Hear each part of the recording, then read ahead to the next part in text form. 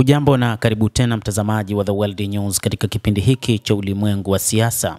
Mimi ni Adam Hussein.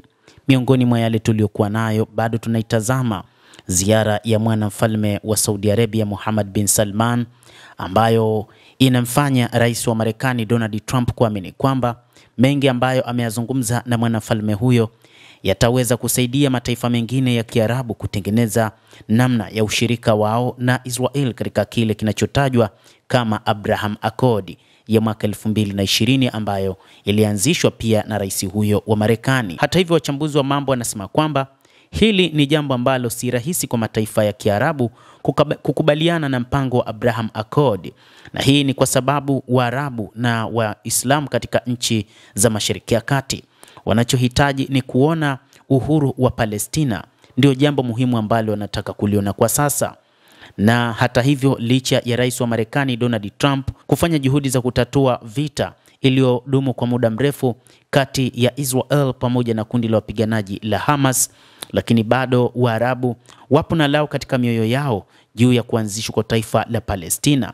Na hata mwanamfalme wa Saudi Arabia analifahamu hilo, na katika ziara yake moja kati ya mambo ambayo amemwambia rais wa Marekani Donald Trump ni juu ya kupatikana kwa taifa la Wapalestina.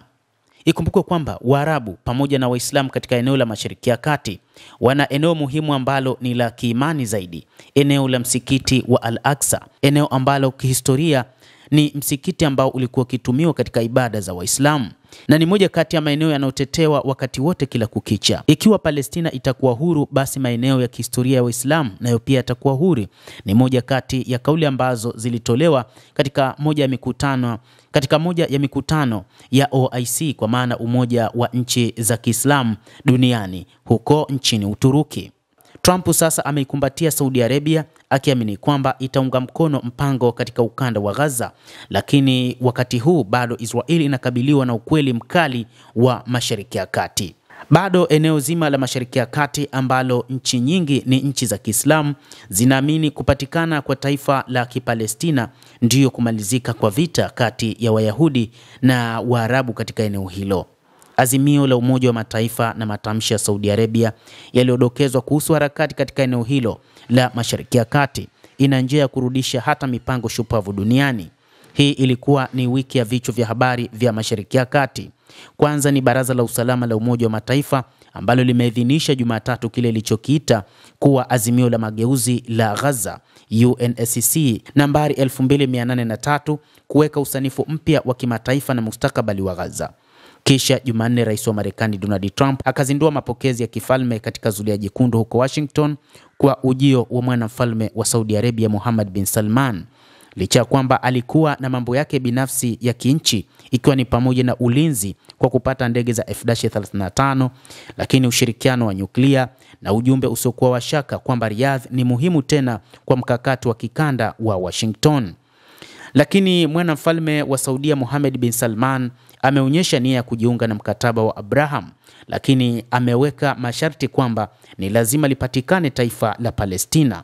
Haya yote yalikuwa ni mambo muhimu ambayo Saudi Arabia imekuwa ikiangazia hasa katika sera zake za mambo ya kigeni. Ingekuwa aibu kwa mwanamfalme wa Saudi Arabia kutozungumzia suala la kupatikana kwa serikali ya Palestina, lakini ameona wazi kwamba hata mataifa ya Kiarabu yangeiona Saudi Arabia kama taifa ambalo pengine halikuwa na umuhimu wa kuiangazia Saudi Arabia.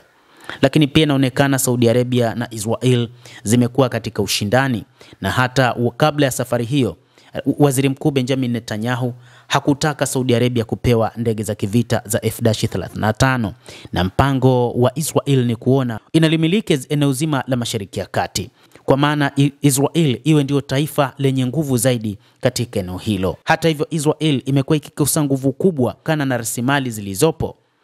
Mataifa mengi katika Mashariki ya Kati yana utajiri wa mafuta, lakini pia eneo kubwa la bahari. Sasa Israel inataka kuteka maeneo kama vile Syria, lakini pia maeneo kama Jordan, Palestina na hata Saudia yenyewe, jambo ambalo Waarabu hawakubaliani nalo, na ndicho ambacho wachambuzi wa mambo wanasema kwamba Rais wa Marekani Donald Trump ameitumia Saudi Arabia katika kulegeza misimamo ya Waarabu, lakini bado kazi ni kubwa na bado kuna ugumu, na ugumu huu unasababishwa na Waziri Mkuu Benjamin Netanyahu kutotaka kutambuliwa kwa taifa la Palestina na jinsi anavyotaka kujitanua na kumega maeneo mengi katika eneo hilo la Mashariki ya Kati.